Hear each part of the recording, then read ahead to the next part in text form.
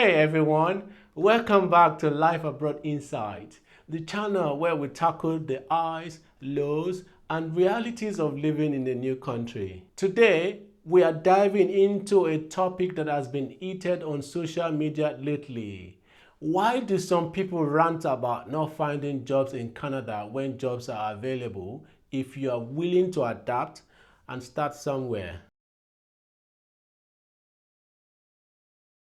Let's unpack the challenges, expectations, and mindset needed to succeed as a newcomer in Canada. Spoiler alert, success may mean adjusting your expectations and taking a different approach than you imagine. Stick around because this is going to be an eye-opener. Moving to Canada is exciting. New opportunities, better quality of life, and a fresh start. But here's the thing.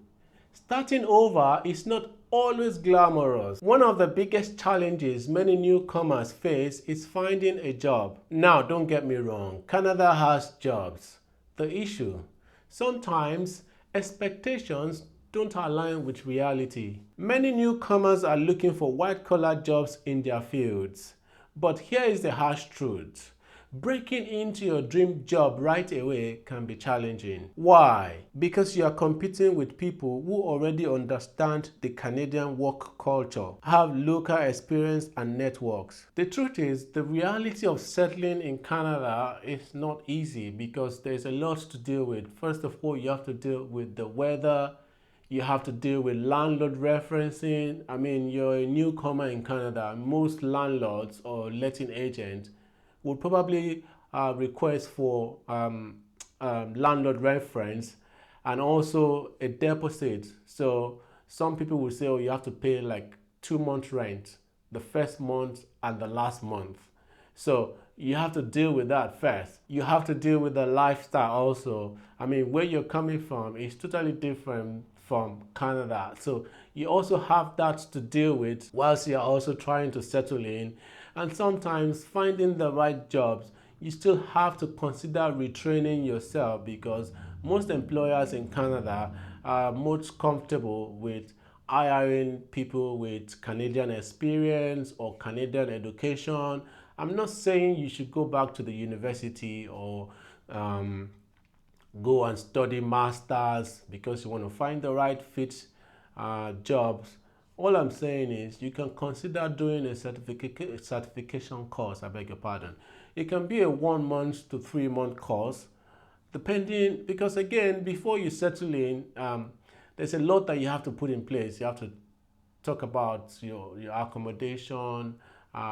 If you've got kids, you have to think about registering the kids in the school. You have to think about hospital registration. And whilst you're doing all that, you're also looking for jobs. But in that time, you can use that period to actually do some certification. You can do online training. You can look for NGOs that offers training. All you need is a Canadian experience. So even if you get a 3 month training, that will be considered a Canadian experience because you've been taught by Canadian tutors or education institution, if you get what I mean. Let me share something I learned while speaking to two newcomers. One, a permanent resident PR holder, and the other, a recent graduate on a post-graduation work visa. They both confirmed to me that there are jobs in Canada as long as you're willing to jumpstart your journey. Here is the key. They did not wait around for the perfect job. They started with what was available to get their foot in the door. This might mean taking on roles outside your field temporarily. Think customer service, trades, or entry-level position. It is not forever, it is just a stepping stone. One of them said, it is not about where you start, it is about building momentum and showing your value in the workplace. Now, let's talk about those social media rants. You have seen them, people venting about how hard it is to find a job in Canada. But here is the question. Is the issue truly about no jobs or being unwilling to adapt? Remember, Canada's immigration systems requires PR applicants to show proof of settlement funds. Why? Because the government knows that adjusting takes time, usually 3 months to 6 months.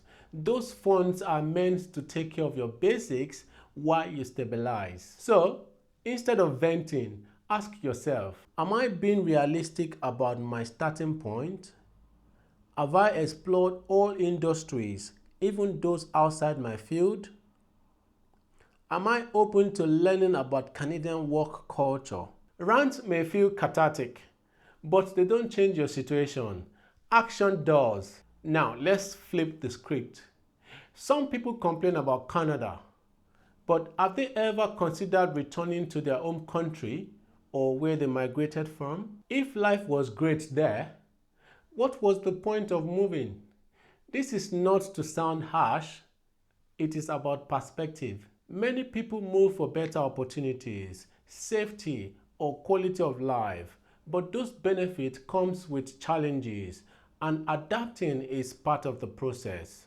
It is also important to understand that no country is perfect. Settling in Canada means you will face struggles, just like anywhere else. The question is, are you willing to put in the work to make it your while? I remember when I newly moved to England as a student, things were not rosy. Even though I came with some savings, I still had to go through that process of settling. I mean, guys, it took me roughly 2 years to actually settle into the United Kingdom. But yet, life is all about struggles. The moment you're moving from one point to the other, I mean, from one country to the other, you don't have a choice.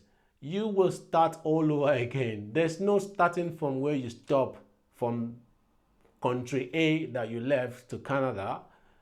You have to start from scratch. So the question is, ask yourself, am I willing to go start from scratch? If the answer is yes, why not? Go for it. Remember, most people have kids. A lot of people migrate because they want a better life for their kids, mostly. A lot of people are doing well in their country, but they don't want their kids growing up to face what they had faced in terms of economic and good health, better life, safety, security. So something must give way for something. So if you must do it for your kids, then bite the bullet. So what can you do to thrive in Canada as a newcomer? Here are some practical tips. Start with survivor jobs. These are not your dream jobs, but they help you to pay the bills and gain local experience. Plus, they build your network. Invest in training. Take short courses, certifications, or workshops relevant to your field. It shows initiative and helps you stand out. Learn Canadian work culture. Understand how networking, communication, and professionalism work in Canada. Be patient. Success won't happen overnight. Give your time to adjust, learn, and grow. Use your settlement funds wisely. Stretch your budget while stabilizing. It is there to give you breathing room. Moving to a new country like Canada is a journey.